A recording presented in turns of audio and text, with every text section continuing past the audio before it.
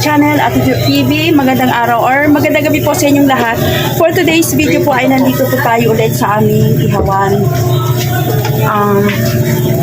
Ayun, update po sa aming mga presyohan ng aming mga barbecue guys kasi sobrang taas na po talaga ng presyohan ng ating baboy kaya po ng ating mga karne. Kaya po, i-update ko po sa inyo kung magkano po yung pinataas ng ating mga ihaw-ihaw ngayon.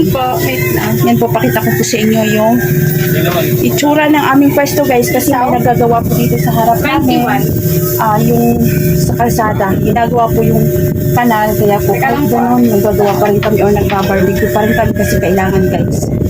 Ayun, tapos pakita ko sa inyo yung itsura ng pwesto natin sa labas.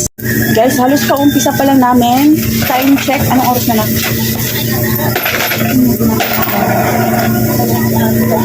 Time check po ay 5:19 na po ng hapon. Halos umpisa lang namin mag-display ng aming mga ihaw-ihaw.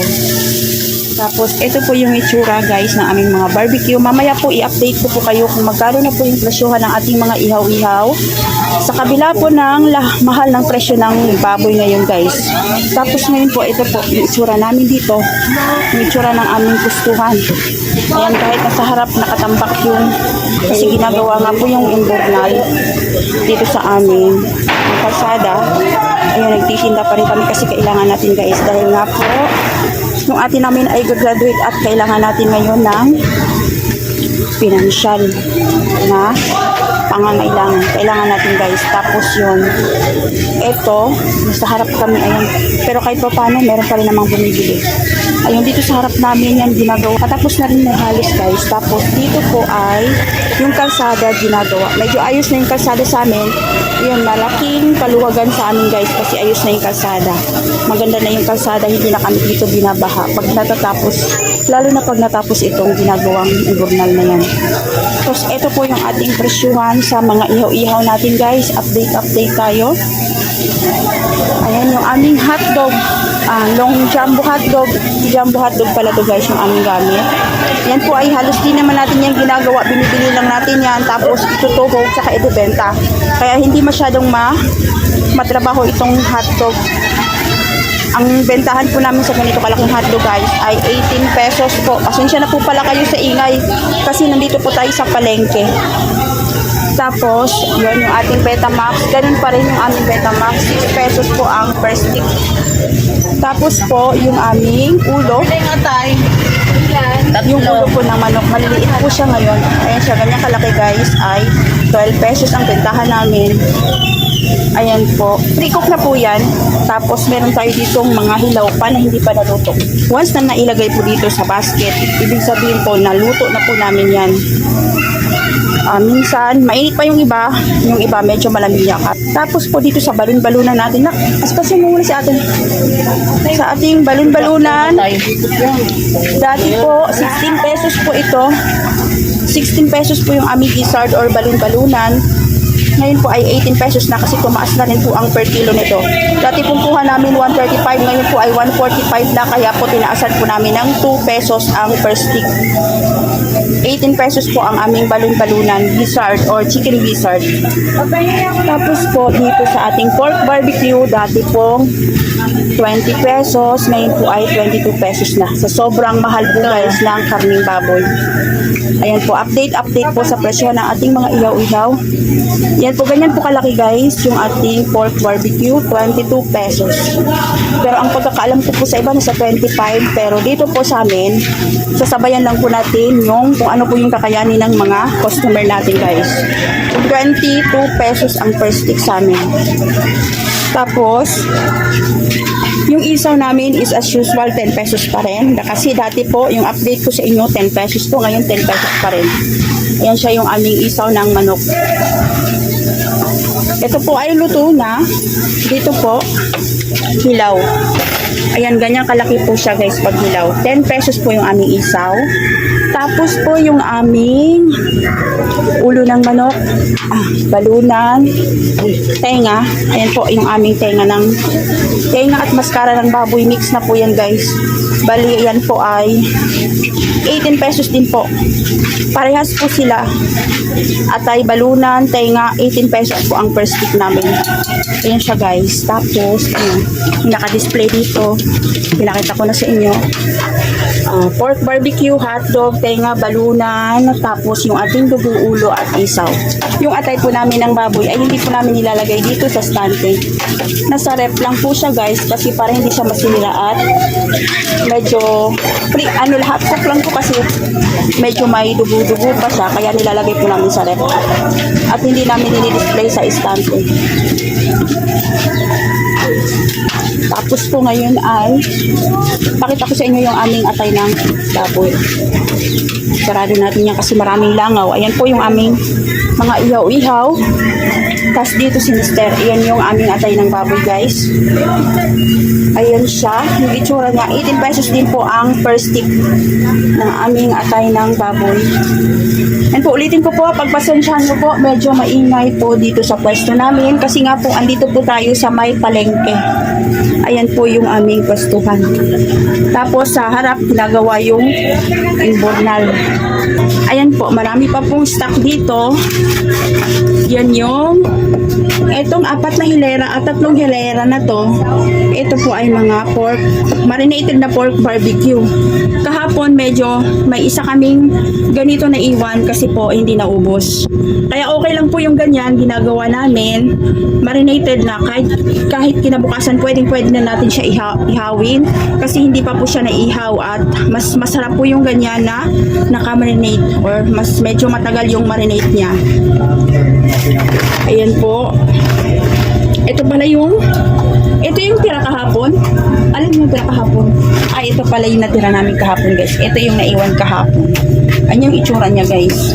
Pwede pa po natin yan ihawin kinabukasan basta marinated lang po siya. Hindi siya naiihaw pa. Ito yung tira. Mas lalong matagal yung marinate, mas lalo siyang sumasarap. Ayan po yung aming pork barbecue. Kasi kahapon, ngayon po ang panahon ngayon ay maulan-ulan na. Kaya po, yan po yung kalaban ng kadalasan po lahat ng mga nagtitinda or mga nagninegosyo.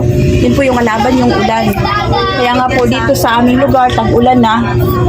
Kaya ayan po, wala tayong magagawa. Kaya laban pa rin tayo guys. Ayan siya yung ating pork barbecue. 3. Tapos ito. Tapos, ito naman yung ating yung atay. Ilalagay natin yan sa rep mamaya. Half cook na po yan. Check nyo po yung aking YouTube channel. Meron po akong kung paano po yan ginagawa. Lahat po yung aking mga ihaw-ihaw dito. Wala pa lang laman dito.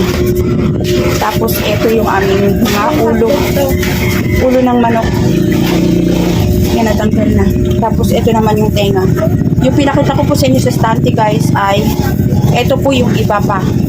Hindi lang po kung ano po yung naka-display doon. Yun lang po yung ating ihaw. Meron pa po tayo sa freezer at sa rep. Yan siya po. So, ito yung mga inihaw na ni Mister. Medyo mabagal pa yung ating uling kasi halos pa umpisa lang po namin mag-display.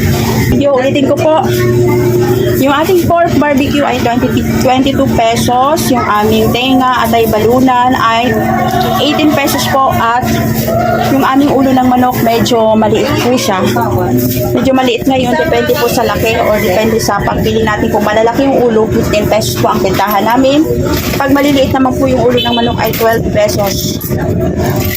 Yan po guys, yung ating isaw ay 10 pesos. Yung ating dugo ng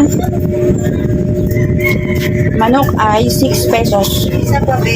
Yan siya guys. Hanggang dito lang po yung aking video. At mamaya i-update ko po kayo kung ano pong mangyayari. Kung makakapaubos pa po ba tayo ngayon na yung panahon guys ay umuulan na. Ayan, tingnan nyo po yung panahon. Pakita ko sa inyo. Yung padaanan. Dito sa labas. Ayan yung ating dugo. Panahon natin maulan. Hindi maganda yung panahon guys. Ayan. Kaya good luck sa atin kung makakapagpaubos tayo ngayon ng ating mga ihaw-ihaw. Kaya 5.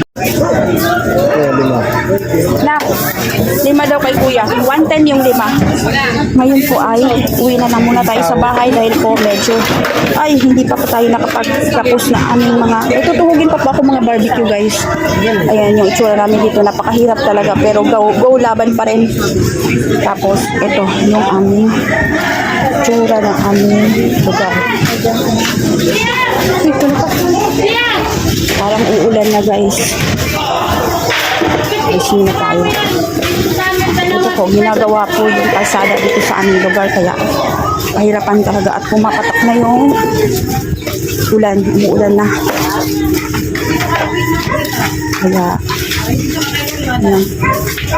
Tuloy pa rin ang ating pagtitinda kahit umuulan. Kailangan natin guys na maghanap buhay. Guys, ayan na po yung itsura ng panahon natin ngayon. 5:30 na po ng hapon. Ayan po, paulan na. Madilim na madilim yung ating kalangitan. Kaya po, harinawa, makapagpaubos tayo ngayon ng ating mga ihaw-ihaw kasi yun no. Kagahapon guys, ilang araw nang maulan ang panahon. Pero patuloy pa rin kami sa barbecue kasi kailangan guys. Tapos ayan, mahangin-hangin na. Kailangan natin. Tapos yun tuloy pa rin kahit na yung ating pwesto po ay ayun, nakita nyo naman may ginagawa. Pero yung pong imbornal na yun, hindi naman po siya maamoy.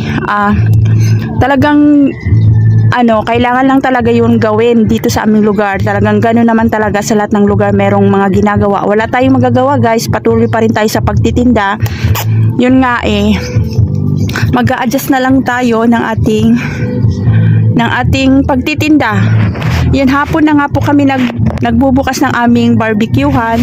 Pero ayun pa rin ng aming naabutan. Kaya nakapagawa na kami ng barbecue. Kaya po kailangan ituloy po talaga natin yung ating pag-iihaw kahit na gano'n na may ginagawa. At kailangan din po natin ngayon, lalo na kami guys, kailangan namin talagang mag-ihaw-ihaw dahil nga po si ate namin ay magagraduate na. Ayun, kahit sa awa ng Diyos guys, makapagpag-graduate na kami ng aming tourism, ate namin tourism sa college guys. Kaya yon, thanks God. At yun, dito sa pamamagitan lang po ng aming pag-ihaw-ihaw. Hi guys, yung time po pala na yan ay nakita nyo naman, nandyan na po ako sa aming pwesto at tapos na po ako magtuhog ng aming mga natitirang ihaw-ihaw sa aming bahay. At ayan si Mister, kung nakikita nyo, naka-gloves si Mister ng ayan medyas guys sa kamay niya kasi kung hindi niya po gagawin yan, sa kabilang kamay lang kasi maganda sana kung 2 kamay kaso ayaw niya kasi sagabal daw po sa paggalaw. Yung isang kamay niya po, naglalagay siya ng medyas kasi po yung talsik ng mga, yung paso-paso, yun po yung iniiwasan niya na marami po siyang paso or peklat ng mga paso sa mga baga. Kaya po naglalagay siya ng medyas dyan. Hindi na kami bumili guys, yung medyas na lang na mahaba na hindi na ginagamit, yun yung aming binubutasan para maswak yung kamay niya doon. At yun yung ginagamit niya sa ihaw-ihaw dahil nga po magkapasok-pasok po talaga guys pagka yung nag-ihaw-ihaw ka dahil sa talsik po ng mga baga. Tapos po ayan, bali kung nanonood po kayo sa aking video guys, kung nasubaybayan nyo po, dapat po ang balak namin, magpapataas kami ng aming ihawan na yan, lalagyan namin ng 2nd floor yung aming pwesto na yan. Kaso po hindi namin na ituloy. At kung nanood kayo sa aking vlog, meron akong vlog na nagbukas ako ng alkansya para po pampagawa dyan sa 2nd floor.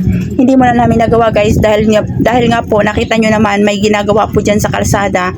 At nung time po na yan, hindi po pwede kami makapagpa-deliver dahil po may ginagawa at hindi tayo makapagpa-deliver ng materials mismo dyan sa harap.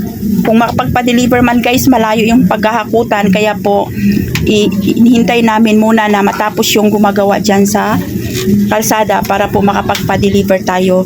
Maganda sana kung magawa yan dahil nga po ngayon ay tag-ulan na, pero tiis-tiis lang muna at hintayin na lang muna natin na matapos yung kalsada bago tayo makapagpa-2nd floor. Tapos po, may share ko lang po sa inyo ang ginagamit po pala namin sa aming mga plastic dahil po may nag-suggest na customer namin Dahil yung aming gamit dati guys sa mga plastic na pinaglalagyan ng barbecue ay plastic lang diretso. Ang nangyayari po, nalulusaw po yung plastic lalo na pag mainit po yung barbecue na nilalagay natin sa plastic. Kaya po ang bala ko sana yung supot na nabibili sa Shopee, yung kulay brown o yung pinaglalagyan ng pandesal guys, yung kulay brown na supot, yun sana. Chinek ko sa Shopee guys, mahal siya, kaya ang ginagawa ko guys ay dahon na lang ng saging, sinuwak namin sa 8x11 na plastic. At yun ang ginagawa namin, dahon ng saging bago yung plastic.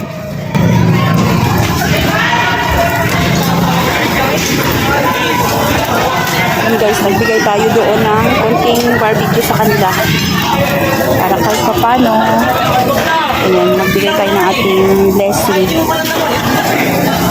Ayan po yung kaganapan natin. Ngayon po ay bababa tayo sa aming bahay. Nako, haba na ako. Ayan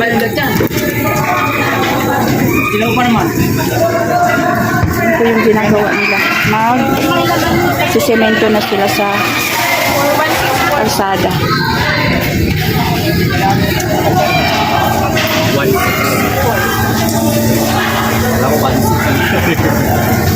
164.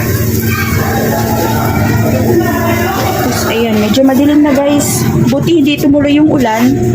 Ayan yung ating, yan, wala na dito yung nakahilerang tatlong barbecue guys. Isa na lang, ito na lang siya. Tapos ito.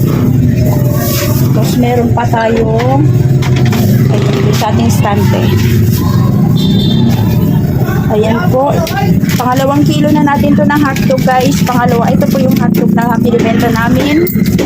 Pangalawang kilo na. Naubos yung isang kilo natin. Tapos ayan yung kaganapan natin dito. Pasensya na po kayo at maingay po talaga dito sa aming pwesto.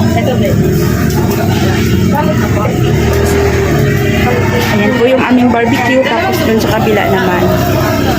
Guys, yung ginagawa po dyan, okay naman siya, wala namang amoy. Yung imburnal na yan, kaya ayan, open tayo. Hindi naman siya nangangamoy. Okay lang po yan, baka may magsabi po na may amoy yung imburnal. Wala ka siyang amoy guys, yung ginagawa nila.